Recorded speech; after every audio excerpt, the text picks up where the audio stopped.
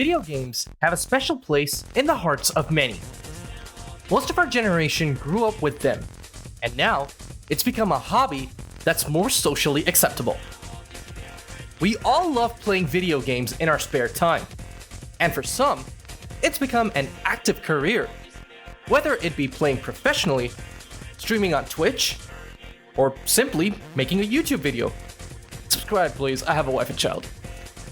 Fighting games are a prime example of where you can transition from casual to competitive and make a career out of it, no matter where you come from. But if you're looking to get good at the game and stand out, then you gotta put in the work.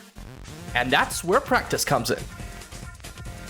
Now, since the tournament season is in full swing, I thought it would be a good time to discuss how you can get better at the game, regardless of whether you're a professional player or a casual one.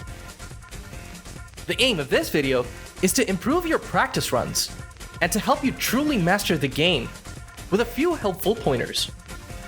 I'll be using the game that I play the most, Tekken, to establish the framework, but I promise the principles here can be applied to any fighting game that you play. Now, without further ado, get ready for the next battle.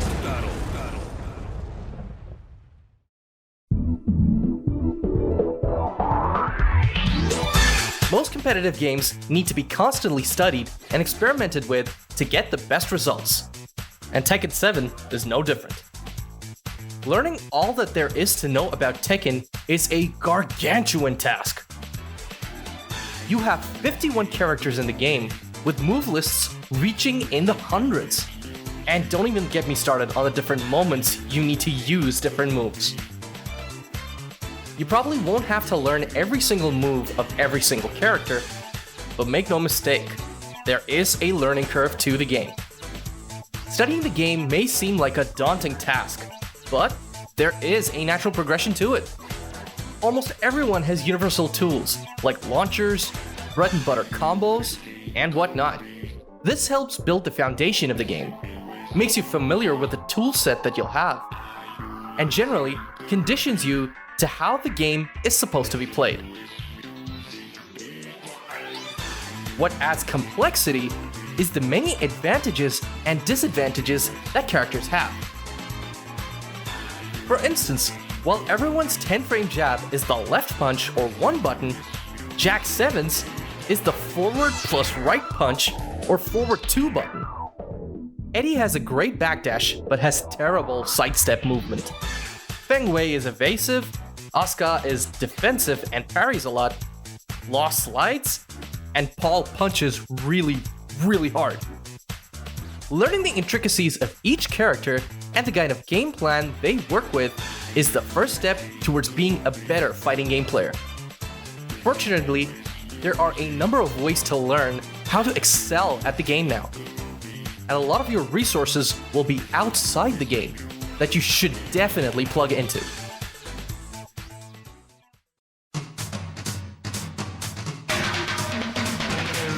Since Tekken's popularity explosion these past few years, the community has grown a lot around it. People from different regions can connect in Discord chats and learn new tech. Frame data is a lot easier to understand, thanks to that dumb DLC that we paid for and online guides. And most importantly, there is a lot more content on offer for those who want to look for it. Creators like the main man Sui, That Blasted Salami, Massive Zug, shoutouts to them for their excellent work, have created guides and videos that break down the mechanics of the game and each of its fighters. This makes it a lot easier for anyone to jump in and know what they're doing in a shorter amount of time. We also have a lot more people streaming the game and posting their clips. There are also creators like High Buff Gigas Please, whose content is that perfect blend of fun and entertainment that we all enjoy.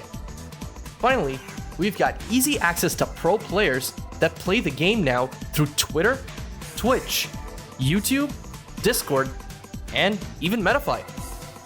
The best thing about this new age of Tekken is that we all have a lot more options online for us to do our homework. and then use it in the game to great effect. If it works for the pros, then why not?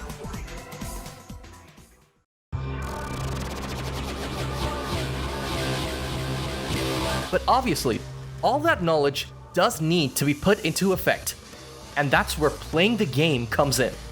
If you're looking to excel, you'll need to develop a training program as fast as possible for the best results. It might obviously be difficult for people holding down jobs and being with families, trust me, I know, but giving as little as 1 hour a day can actually have a solid impact on your game. The key ingredient here is consistency. Keep practicing regularly, and you'll make it a routine. It's like going to the gym. You keep improving the longer you stay consistent and go at it every single day. But miss one, and, well, you're not gonna be in shape. As for the practice sessions themselves, you'll want to look at ways where you can optimize your damage and work on muscle memory. Your safe pokes, your panic moves, your B&B and wall combos all need to be part of your reflexes. At the same time, you need to get rid of those bad habits that you develop when playing. You know what I'm talking about. That one move that you like very much that always hits big and you press out of panic. Well, turns out, you could get wiped just for using that once. In addition, practicing how to play against certain matchups will also help. You need to know how to deal with characters you're strong and weak against. That's why it's a good idea to go through the entire roster and look at what each person can do, what their strengths and weaknesses are, and how to best play the game with or against them.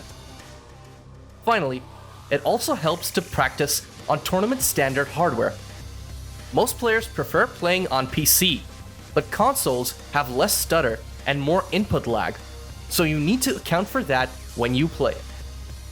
Try getting used to it whenever you can. It's only going to help you in the long run.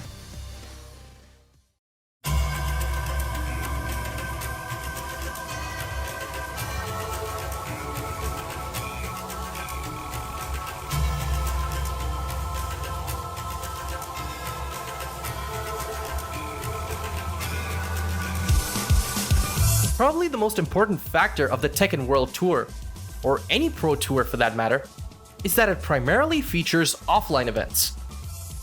Without getting into the eligibility criteria for Dojo, Dojo Prime, and Master events, most of your action will be happening in an offline setting.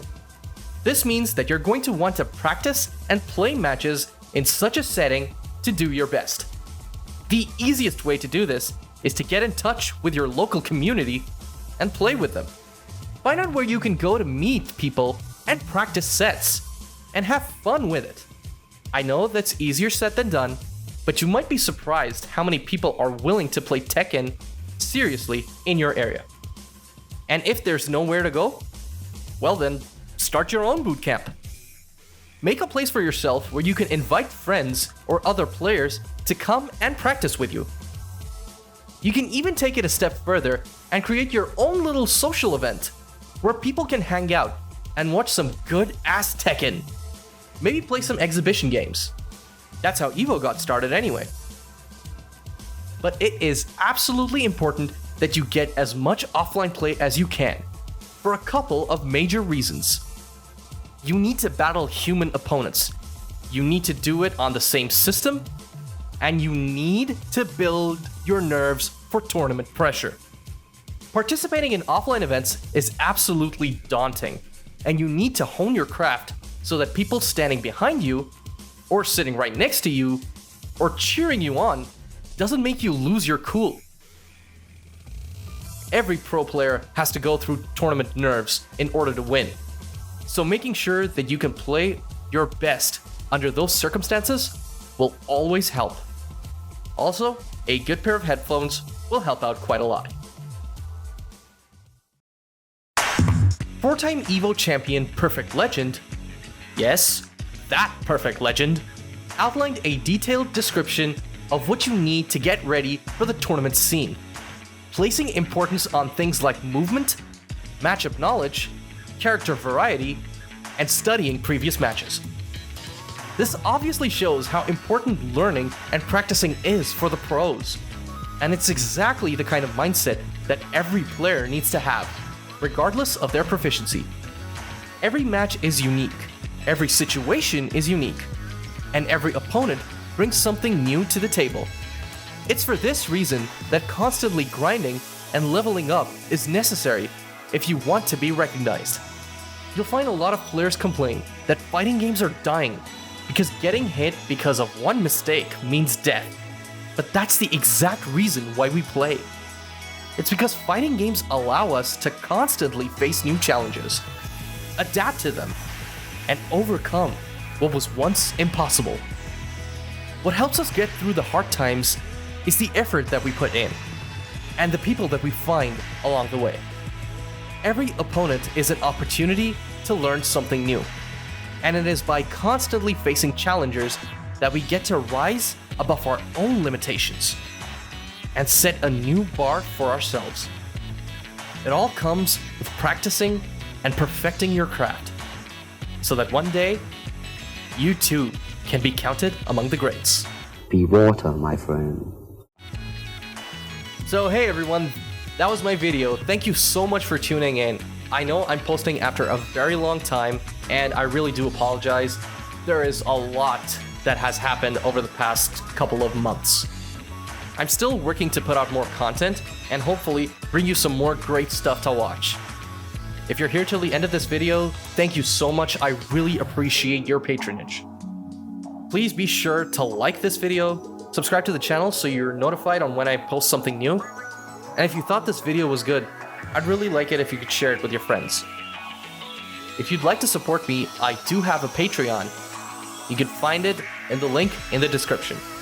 Stay tuned for more fighting game content, and as always, this is Silver Fox. Thank you so much for watching.